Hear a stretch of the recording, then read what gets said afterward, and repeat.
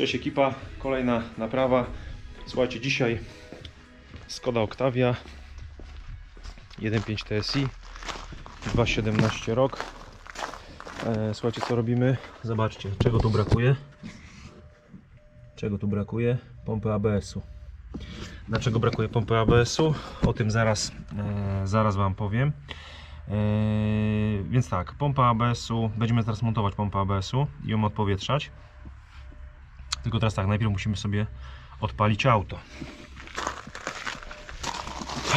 I słuchajcie, teraz jest mały problemik, bo po demontażu pompy ABS-u auto sobie normalnie odpalałem, a w tym momencie auto wciskam sprzęgło, nawet delikatnie sobie wcisnę pedał hamulca, w ogóle nie reaguje rozrusznik, także możliwe, że jak jest odpięta wtyczka zasilająca znaczy ogólnie wtyczka od sterownika pompy ABS-u, to możliwe, że po prostu w tym momencie system nie puszcza nam, nie pozwala nam odpalić auta. Chociaż mówię, zaraz po demontażu pompy odpalił normalnie, sobie normalnie wyjechałem i po prostu sobie tylko hamulcem ręcznym, oczywiście brak hamulców, hamulcem ręcznym sobie tutaj dohamowywałem. Ale słuchajcie, spróbujemy sobie go odpalić na krótko, zostawiamy na luzie, zostawiamy włączony zapłon.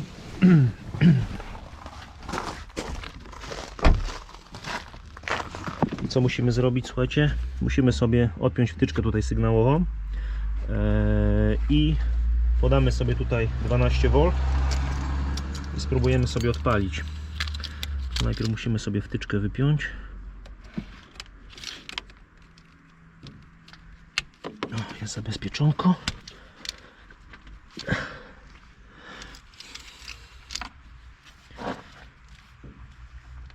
O, dobra, wyszła. I teraz tak. Musimy sobie wziąć jakiś kabelek.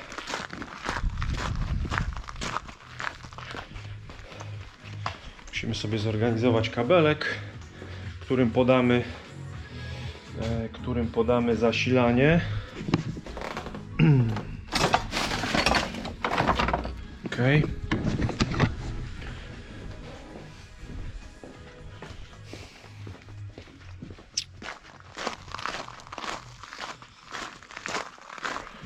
Dobra.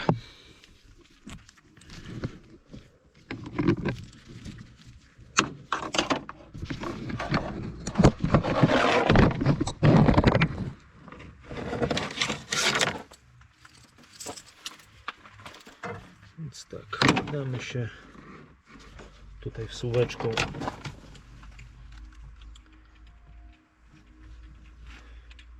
w elektromagnes, tylko muszę teraz ładnie wyczuć. Czekajcie, jak tu wtyczka idzie. Tak, czyli poziomo jest wsówka.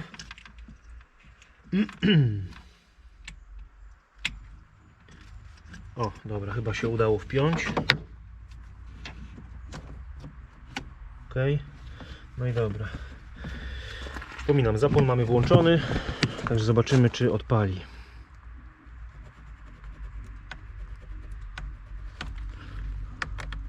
O, albo bateria się skończyła. Albo się skończyła bateria. Możliwe, że bateria się skończyła. Dobra, podpinamy wtyczkę z powrotem. I poczekajcie, weźmiemy sobie powerbanka rozruchowego do odpalania aut. Może za niskie napięcie jest na akumulatorze i dlatego nie chce nam puścić, po prostu nie chce nam odpalić auta. Chociaż kontrolki włączają się normalnie, ale może być po prostu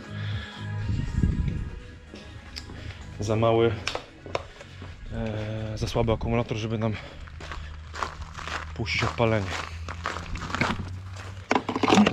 Dobra, podpinamy sobie powerbanka. To jest specjalny powerbank do odpalania aut.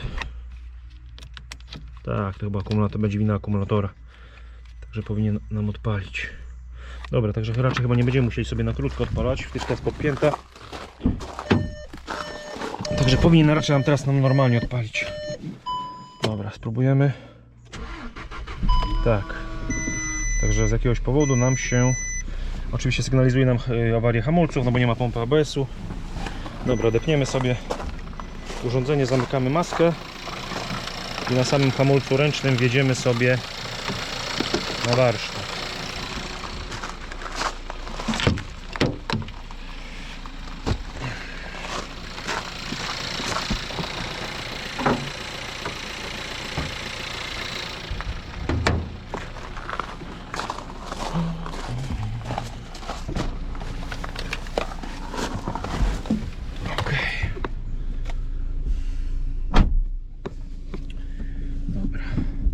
Także hamulca nożnego nie dotykamy, tylko hamulcem ręcznym będę mógł tutaj tylko operować, tylko i wyłącznie. Zaraz wam w ogóle opowiem tutaj historię tego auta, w ogóle co tu się dzieje.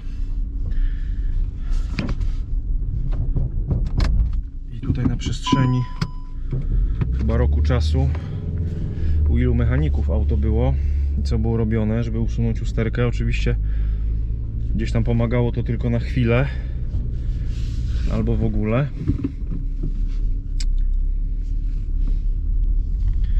Także wjeżdżamy na warsztat, ja zaraz wam wszystko opowiem.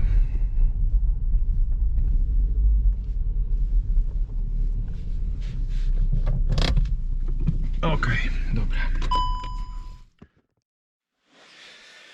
Dobra, słuchajcie, auto jest już na stanowisku i teraz tak, tak jak widzieliście, pompa ABS-u została zdemontowana. Dlaczego została zdemontowana? Słuchajcie, auto trafiło do mnie z usterką, która objawiała się tym, że blokowały się koła. Tutaj akurat koło przednie lewe i tylne prawo po przekątnej. Po prostu blokowały się tak, że tak jakbyście po prostu na maksa wcisnęli pedał hamulca i po kilku, naprawdę dobrych kilku godzinach postoju dopiero te koła odpuszczały. No i wystarczyło do kawałek tylko przejechać i znowu się blokowały. I tylko i wyłącznie te dwa koła. Słuchajcie, auto, ja się przejechałem któregoś razu tym autem, jako do mnie trafiło.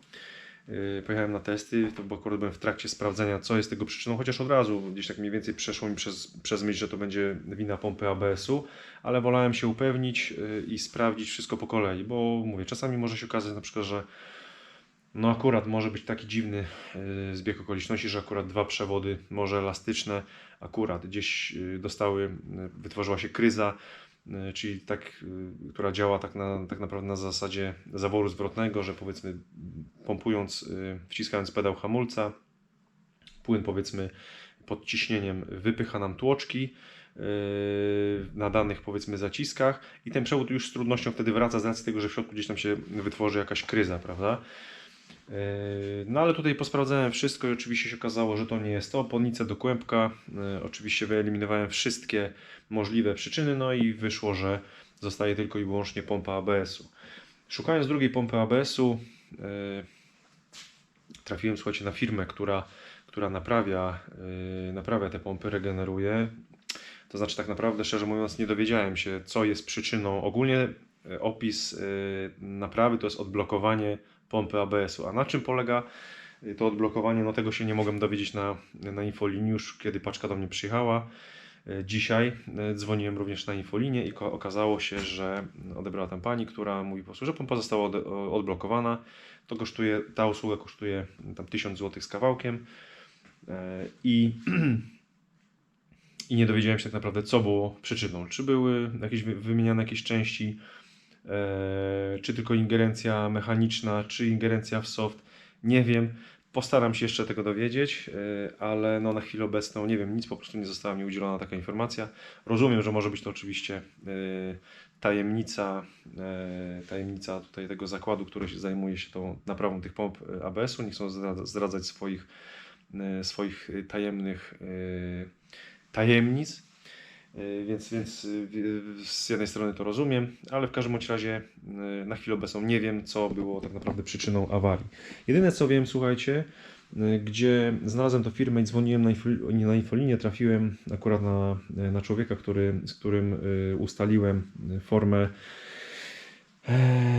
formę wysyłki i naprawy tej pompy i terminów i powiedział mi, że ogólnie w tych Skodach, właśnie w tych oktaweczkach, jest to bardzo częsta przypadłość. Czyli te pompy usterka objawia się różnie. Tutaj akurat hamulce się blokują po przekątnej. W innych autach powiedzmy w ogóle hamulców nie ma, albo inne koła się blokują. W każdym bądź razie układ hamulcowy nie działa tak jak powinien. I tutaj ten człowiek powiedział mi, że nie ma takiego tygodnia, żeby takie pompy po prostu nie spływały do nich na warsztat, na naprawę z różnymi usterkami właśnie pomp. Także ogólnie te pompy są, widać, bardzo awaryjne. No i to jest taka pięta Achillesa. Ja się spotykam z tym pierwszy raz, ale to może też z racji tego, że w zasadzie nie mam zbyt wielu klientów z takimi Skodami. To akurat jest druga Skoda, to nie jest ta Skoda, w której usuwaliśmy usterkę stukającego silnika. Znaczy stuków pod maską, gdzie tam się okazało, że winą był element sterujący zaworem upustowym, wastegate.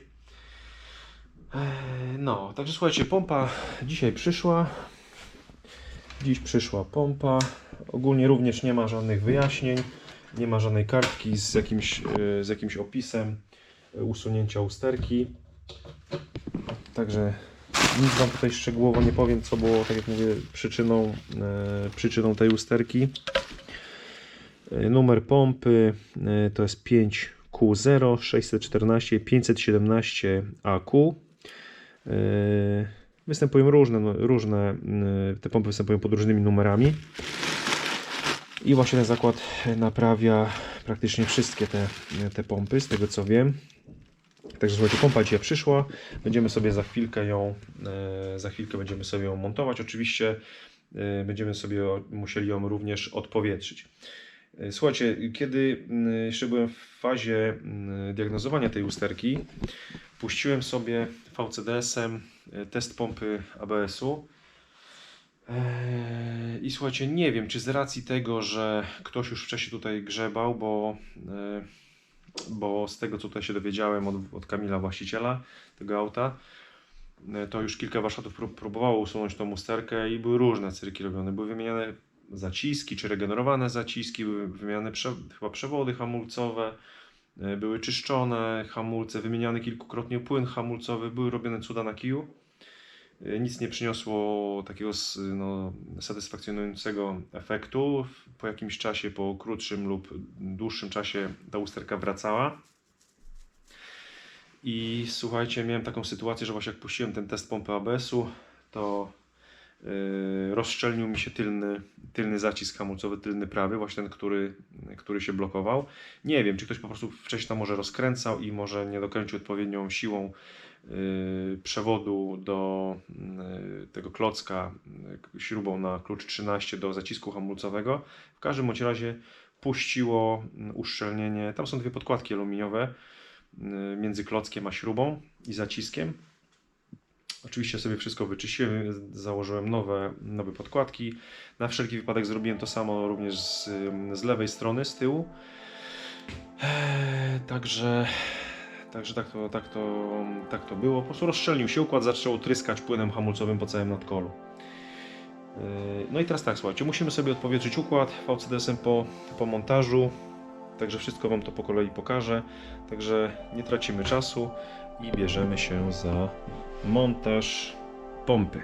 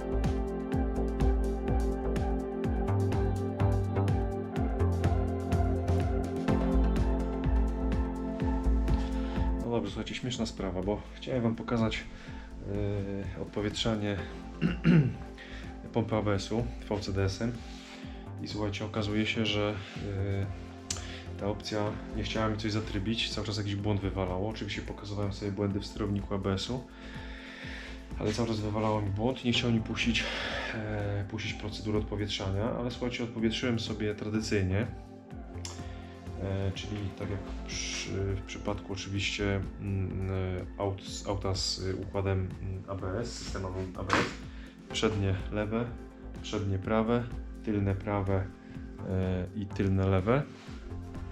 No i powiem Wam, że wydaje mi się, że wychodzi na to, że chyba się udało odpowietrzyć. W każdym bądź razie pedał hamulca jest twardy, więc jest duża szansa, że będzie wszystko w porządku, także trzeba się przejechać. Żeby się odpalałem auto i jest, no wydaje się, że jest ok.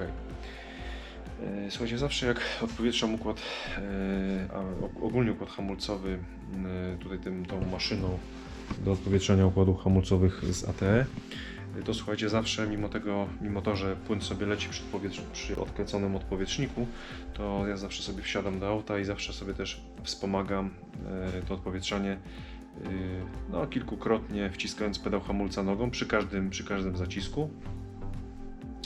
No i tak również w tym momencie też uczyniłem i słuchajcie, wydaje się, że jest wszystko ok. No nic, przejedziemy się, zobaczymy. Oczywiście słuchajcie, zanim oddam auto klientom, będę musiał sobie troszeczkę więcej kilometrów zrobić, żeby się upewnić, że wszystko jest w porządku. A jutro jeszcze, słuchajcie, na jutro zamówiłem sobie klocki przód i tył. No tutaj klocki są spalone po przekątnej, tak jak trzymało koło, czyli przednie lewe, tylne prawe.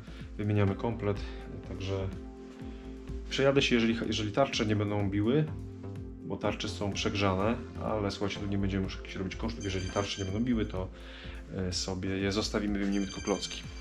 Dobra. No więc słuchajcie, tak, ja już jestem po testach drogowych i powiem, że super. Nic się nie blokuje, wręcz przeciwnie, auto jedzie w porządku. Słuchajcie, co najważniejsze, w porządku hamuje. Nie hamuje samo, tylko hamuje w momencie, kiedy naciskamy pedał hamulca. I teraz tak, słuchajcie, autem przejeździłem jakieś, no mówię, porządnie przetestowane, więc jest przejeżdżone jakieś na pewno grubo ponad 30 km, może nawet więcej. Chciałem auto porządnie przetestować, zanim je oddamy. I słuchajcie, to jest przetestowane w różnych warunkach, czyli przetestowano oczywiście na nawierzchni asfaltowej, było też dohamowywane, również było dohamowywane na powierzchniach z małą przyczepnością, czyli tak, żeby się uaktywnił układ ABS-u. I powiem Wam, że wszystko jest w porządku, także naprawę możemy uznać za udaną. Także pompiczka naprawiona tutaj przez firmę zewnętrzną działa prawidłowo. Słuchajcie, jedyne co nam tylko zostało, to wymienić, słuchajcie, komplet klocków przód i tył. Klocki ogólnie są jeszcze grube, ale niestety w tych kołach, które się blokowały, czyli przednie, lewe, tylne, prawe, klocki niestety są spalone. Spalone są doszczętnie. Także wymienimy sobie oczywiście komplet przód i tył. Tarcze zostawiam, bo powiem Wam, że tarcze dobrze ogólnie hamulce porządnie rozgrzewałem podczas testowania auta po wymianie pompy i no, nie czuję, żeby gdzieś tarcze się odzywały, w sensie nie ma bicia ani na kierownicy, ani na pedale. Budą nie telepie przy hamowaniu, więc tarcze zostawiamy, nie będziemy tutaj robić zbędnych kosztów, tylko wymienimy to co potrzeba. Pali się jeszcze serwis olejowy, ale tego na razie mamy nie robić. Także słuchajcie, ja się zabieram za wymianę klocków, poczyścimy sobie hamulce, wymienimy klocki i przejedziemy się na sam koniec zrobimy sobie jeszcze jeden test drogowy już na nowych hamulcach i tam mój już finalny, ostateczny komentarz. Zapraszam.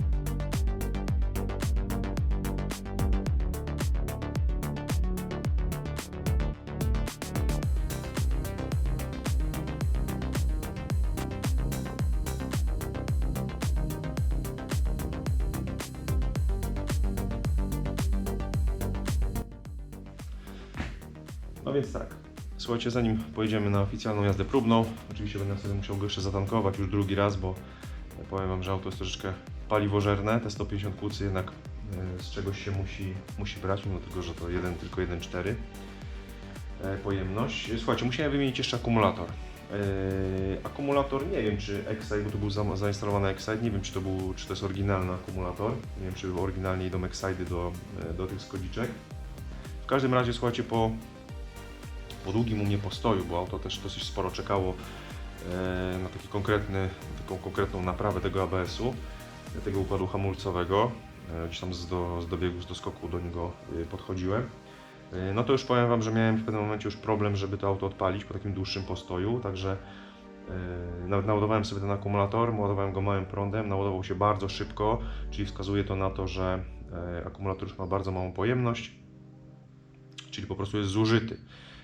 Tester również po pełnym naładowaniu pokazał, że akumulator już ma bardzo liche parametry, więc oczywiście tutaj poszedł nowy akumulator, oczywiście do aut z systemem start-stop obowiązkowo. Także tak to wygląda. Oryginalnie był zamontowany Excite. Dobra, słuchajcie, więc teraz tak, zalejemy sobie jeszcze płyn do spryskiwaczy do pełna, ponieważ już tutaj nam wskazuje nam tutaj już informację na desce rozdzielczej, że nie ma płynu. Że już się zapowiadają przymrozki, pierwsze przymrozki już były, to lejemy oczywiście zimowy.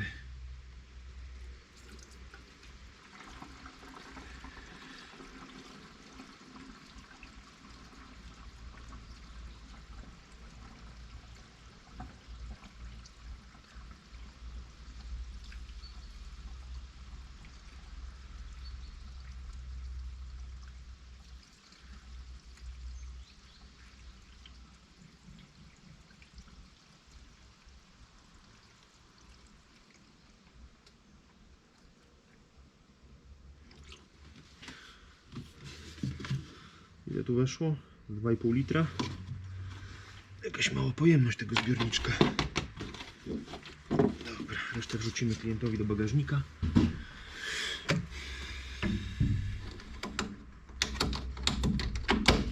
Ok.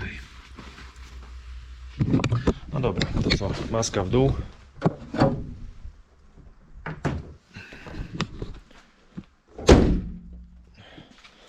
I będzie można wyruszyć na przejażdżkę.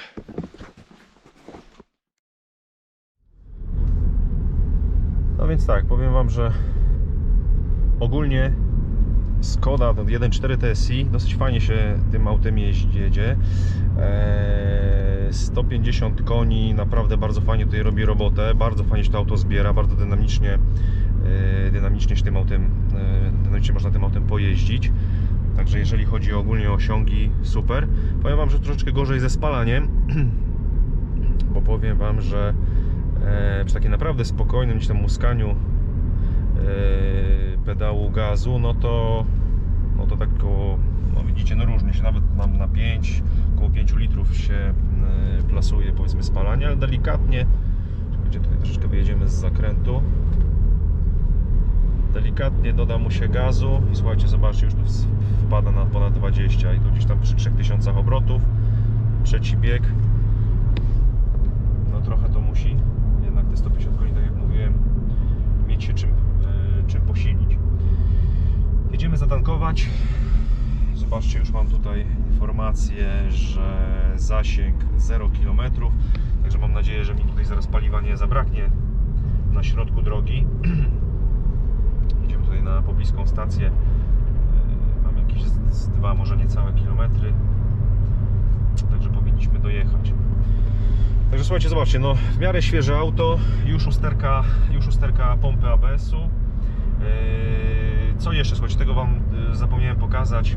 2 przednie amortyzatory już zaczynają się pocić, jeden bardziej, drugi mniej, także przypuszczam, że w niedługim czasie tutaj amortyzatory będą do wymiany. Z tyłu chyba jeden z amortyzatorów również, z tego co pamiętam, już tam delikatnie jest przypocony, ale te przednie tak już dosyć mocno. Nie wiem, jak tu wygląda, jeszcze nie czuję tak podczas jazdy, żeby jakoś tym autem specjalnie bujało, ale przypuszczam, że po zimie, po przymrozkach, gdzie najczęściej wychodzą jakieś niedomagania amortyzatorów, może już coś wyjść. Także niby świeże auto, 2017 to jest rok,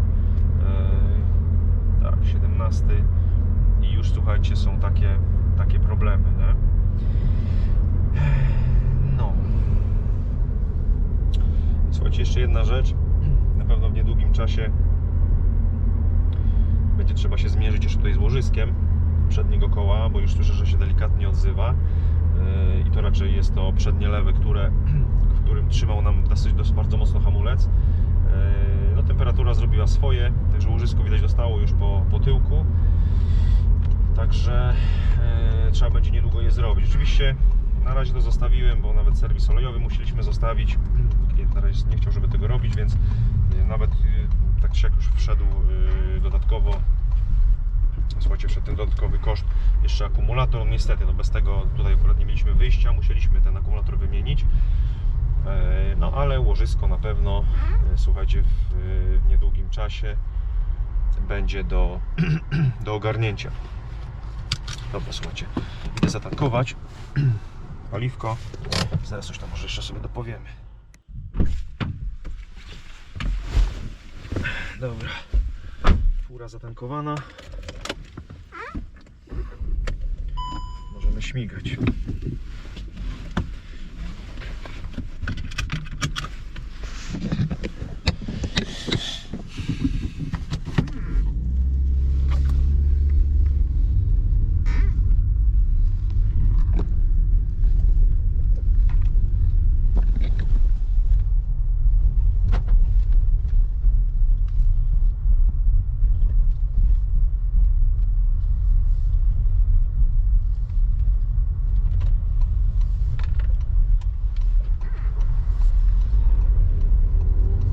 Dobra, słuchajcie, to co? Wracamy na warsztat.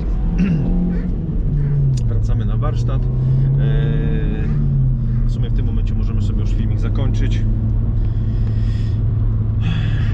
Pompa ABS-u naprawiona, także jak macie taką przypadłość w tych Skodach, nie wiem jeszcze w jakich autach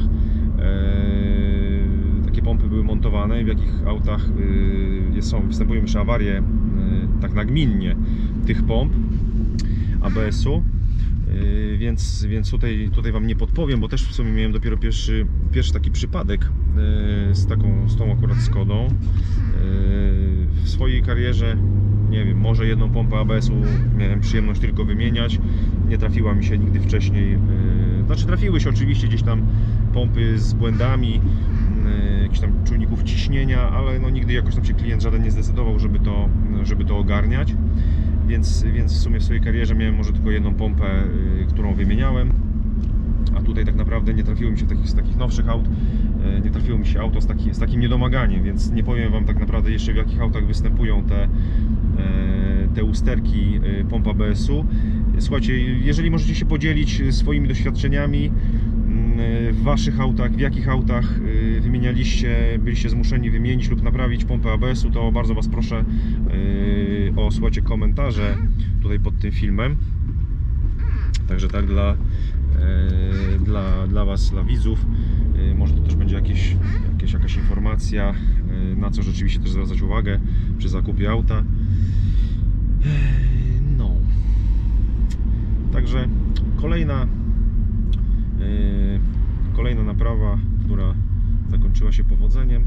Ja dzwonię do Kamila, że auto jest już gotowe, więc Was zapraszam na kolejne odcinki z serii Poradnik Mechaniora. A teraz już Wam dziękuję za oglądanie. Mam nadzieję, że film się podobał. Także pozdrawiam i zapraszam do następnych produkcji. Trzymajcie się, cześć.